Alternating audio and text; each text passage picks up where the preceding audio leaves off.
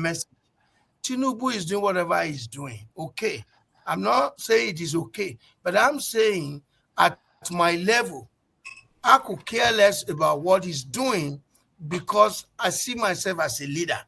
If not at the state level, federal level, in my own community, in my own house, that I can tell my people this is the way you need to structure your life.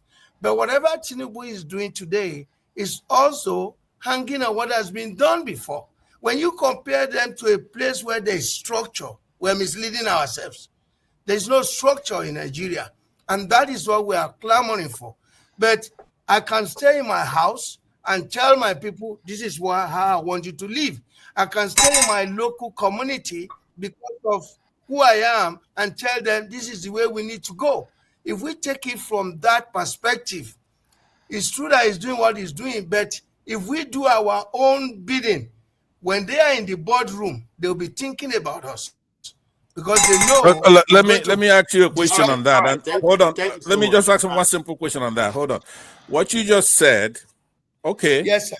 Let me give you an example. Yes. Let's say you're sitting in your house and Fulani herdsmen are terrorizing your farm, right? How would you respond with our government by being the head of the household, taking responsibility? How would you address that? So if I'm sitting where? You say you're in your house. You're in your house, you want to be in charge, you want to be a leader in your house. You don't need the president, you don't care what the president is doing, right? Yes. But now you're sitting in your house. This is not abstract. We have a lot of Nigerians in that position. So you sit in the house, but you have terrorists, Fulani herdsmen come in, eat up your vegetables in your farm, buy people in your village, kill your king or your whatever you have, take your wife or take your daughter. How would you handle that without Tinubu and the government as a head of a household that's responsible? Okay. Thank you so very much. I'm not only sitting in my house with this question, I'm actually the head of the Security Council in my town, in my own town.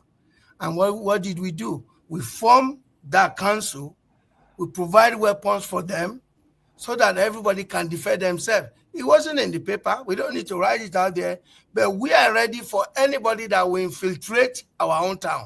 And we went to the extent that if you see something, say something. Any villager or anybody coming to my own village to say they want to start farming, if they are not registered, they cannot stay. And that's what we did.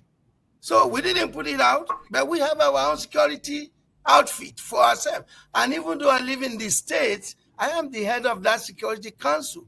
And all I did is to be able to channel fund to the group. But the core council, they are the vigilantes, the hunters, and the Amotekus in our area. That is what we did, and it's still working. Nobody has ever infiltrated my town, even we are the border town of Kogi, where we hear everything. The same thing with Ekiti, but not in my town, because we galvanize ourselves to make sure we are who we're supposed to be. Look at these Fulani people that we always talk about. They are miscreants. They are individual, little kids and all those things. The first time we heard about somebody rear cattle to our farms, we arrested those people. We didn't take them to the police. We kept them on our own until their people came to you have heard that in Edo State, you had about 19 of those people come over there. And then those people did what you claim to be doing in your village, did it even more effectively, right? By buying them. So there is uproar about that. So what do you have to say about that? If people take your advice from a vigilante and then go into action and actually become very effective at it, then they're condemned and they're asked to apologize and to pay money and condemned by every parastatal. So what do you say to people who do what you're recommending and they're being condemned? We heard it on the news, but that doesn't mean that it affects what we have in place. You can Google what we call Ajowa model, AJOWA. It's also a town in Akoko. From that model, we were able to galvanize 40 cities of Akoko to make sure what I just described to you is being implemented in each town. Because if I do it in my town, your town is not doing it. If they don't come to me, they use your place as a nest. And we encourage every town to do the same.